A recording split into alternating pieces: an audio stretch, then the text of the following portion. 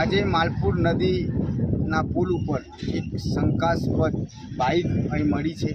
તેના આધારે જે તરવૈયા છે એ નદીની અંદર શોધખોળ કરી રહ્યા છે। તંત્રને હું વિનંતી કરું છું કે આ માલપુર પુલ ઉપર વારંવાર આવી ઘટનાઓ બને છે, નિર્દોષ માણસો જીવ ગુમાવી રહ્યા છે। મહીસાગર પુલ ઉપર જાળી નાખવામાં આવી છે, પરંતુ માલપુર આ પુલ ઉપર જાળી નાખવામાં નથી આવી। વારંવાર તંત્રને રજૂઆત કરવામાં આવી છે, મૌખિક લેખિત રજૂઆત કરવામાં આવી છે, તેમ છતાંય આ માલપુર પુલના ઉપર જે જાળી છે તે નાખવામાં નથી આવતી। તેના કારણે નિર્દોષ માણસોના જીવ જોખમ અને નિર્દોષ માણસના જીવ જઈ રહ્યા છે।